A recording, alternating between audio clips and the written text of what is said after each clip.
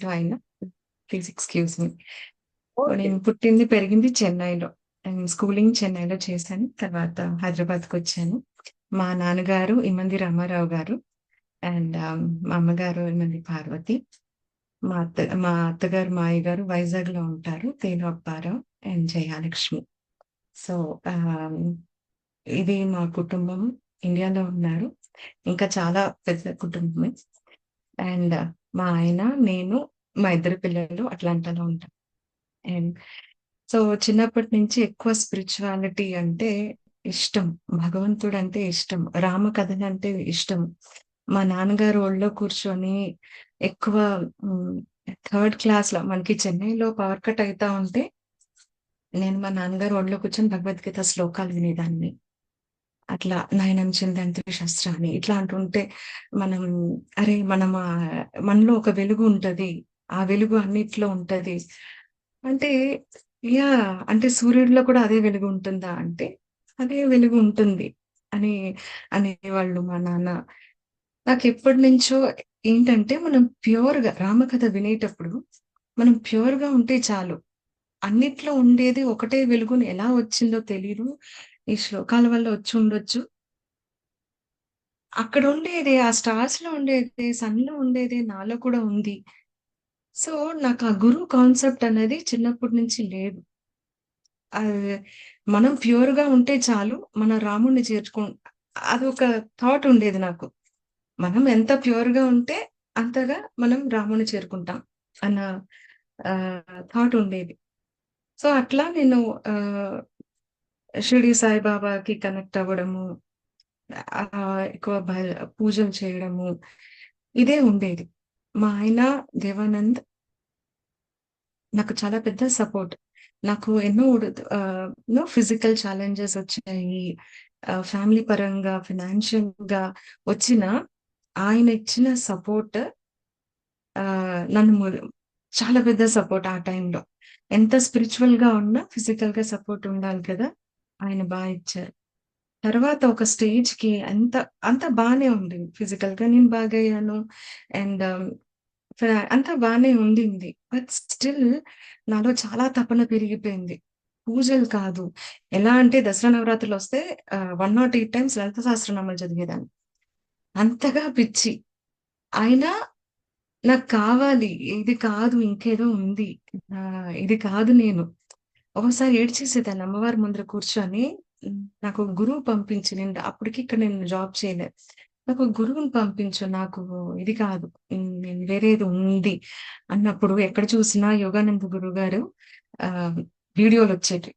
ఫోటోలు ఫ్లైయర్‌లు ఎలా పడితే వచ్చేది. అప్పుడు మా నెయిబర్ నిర్మల అని తను పంపించింది. ఆహ్, నేనొకసారి మెడిటేషన్ చేశాను. సాయిబాబా గుడిలోనే మెడిటేషన్ చేశాను. అప్పుడు అర్థమైంది. ఓహ్! నేను వెతికేది మెడిటేషన్ అని. కానీ నాకే తెలియకుండా నేను బ్రెత్‌ని అబ్జర్వ్ చేయడం. ఆయనేదో సజెస్ట్ చేస్తున్నారు. కానీ నేను నాకే తెలియకుండా బ్రెత్‌ని అబ్జర్వ్ చేస్తూ, క్లాస్ప్ చేస్తూ కూర్చున్నా. అప్పుడు అర్థమైంది. చాలా అదే అతనేదో లైట్ పంపిస్తున్నానన్నారు. ఫస్ట్ టైమ్ నేను మెడిటేషన్‌లో కూర్చునేటప్పుడు వైట్ లైట్ లాగా వచ్చింది. ఎంతగా వచ్చిందంటే ఇక్కడ I was engulfed in that అందులోకెళ్ళిపోయాను. I was completely engulfed in that white light, sucked into it. అట్లా అది ఒక actually the session was about 30-40 minutes. ఎంత సేపో తెలీదు. నేను అంతకన్నా ఎక్కువ సేపు కూర్చున్నానని చెప్పేసి he just patted me and said come back. So, అట్లా నాకు అర్థమైంది. మెడిటేషనే నా దారి అని అర్థమైంది. కానీ ఇది కాదు. ఏదైనా వెతుకుతూ ఉంటే మా ఫ్రెండ్ పంపించింది. అప్పుడు బుద్ధా సీఈఓ గారు నాకు ఆహ్, ఆహ్, ఆహ్, ఆయన ద్వారా నేను పత్రిజీని చూడడం, మెడిటేషన్ నేర్చుకోవడము, అలా ఎంతో మంది గురువులు సరోజ అమ్మ, తర్వాత ఆహ్, బాలకృష్ణ గారు, ప్రేమనాథ్ ఎంతమంది గురువులు, అయ్యప్ప పిండి గారు అన్ని సెషన్స్ అటెండ్ అయ్యేదాన్ని. అప్పుడు ఒక్కొక్కటిగా నాకు అర్థమవుతూ ఉండేది. ఓకే. ఇది మనం నేర్చుకోవాల్సింది. మనం ఓన్లీ మెడిటేషన్ కాదు, విజ్డమ్ కూడా తెలుసుకోవాలి. అలా ఒక్కొక్క స్టేజ్‌లో ఒక్కొక్క గురువు గైడ్ చేస్తూ, ఇంకా మెడిటేషన్ సెషన్స్ స్టార్ట్ చేయడము, పిల్లలకి మెడిటేషన్ చెప్పడము. అలా మనకు తోచిన విధంలో మనం చేస్తూ ఉన్నామనమాట. Like whatever I could do contribute to Patriji's mission. నేను అది చేస్తా ఉన్నాననమాట. So this is my short journey. And long hours meditation గానీ, దేనికి బ్యారియర్స్ అంటూ పెట్టలేదు. చేయాలి అంటే చేసేయాలి. ఇలా నాకు కష్టం ఉంటుందా? 24 అవర్స్ కానీ, 72 అవర్స్ కానీ కష్టం ఉంటుందా అని ఆలోచించలేదు. ఉందంటే ఉంది. వచ్చిందంటే మెసేజ్ మాస్టర్స్ దగ్గర నుంచి మనం ఫాలో అయిపోవాలి. సైలెన్స్‌లో ఉండాలి అంటే సైలెన్స్‌లో ఉండేదాన్ని. సో, అట్లా ఆహ్, ఇంట్యూషన్స్ ఫాలో అవుతూ ఇలా ఎంతో మంది గురువుల దగ్గర నుంచి నేర్చుకుంటూ ప్రస్తుతానికి నా జర్నీ జరుగుతా ఉంది. So, this is my short introduction అండి. థర్డ్ యాక్టివేషన్ గురించి చెప్పరా? ఏంటండి? Third eye activation. Third I అంటూ నాకు తెలీదండి. నాకు మెడిటేషన్‌లో కూర్చుంటే విజన్స్ వచ్చేవి. క్వెషన్స్ అడిగేదాన్ని. హ్మ్. నేనెప్పుడూ I didn't chase anything. I never chased anything. I just flow. ఆహ్, ఫస్ట్ స్టార్టింగ్‌లో బుధా సీఈఓ గారు సెషన్స్ ఉండేటప్పుడు కోవిడ్ టైమ్‌లో జాయిన్ అయ్యాను. 2020లో జాయిన్ అయ్యాను. 2020లో జాయిన్ అయినప్పుడు ఇండియాలో అందరికీ మా ఫ్యామిలీ అందరికీ జ్వరమొచ్చింది. కోవిడొచ్చింది. సో, నాకెందుకు అనిపించిందో తెలీదు. అక్కడికి వెళ్ళాను. అక్కడికి ఆహ్, వెళ్ళినట్టు అనిపించింది. అక్కడ మా తమ్ముడు పాప 3 మంత్స్ పాప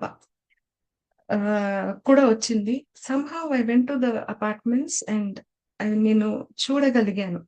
చూసానో విజన్సో ఏంటో నాకప్పుడు అది ఏమిటో గూడా తెలీదు. అయితే ఆ ప్రోగ్రామ్‌లో చెప్పారు. ఇది ఆస్ట్రల్ ట్రావెల్ జరిగింది. మీకు థర్డ్ ఐ యాక్టివేట్ అయింది.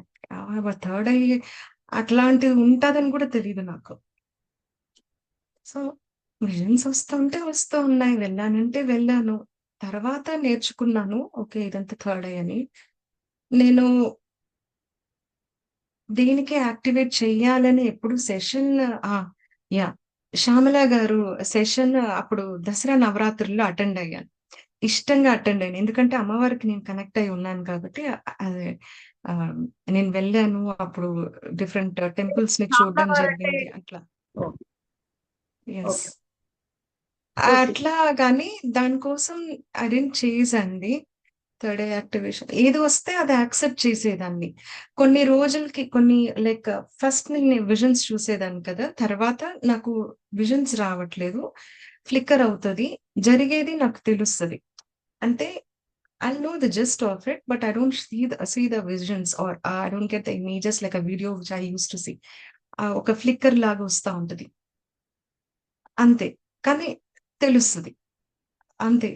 మనకి అవసరం ఉంటే వస్తుంది. లేదంటే లేదు.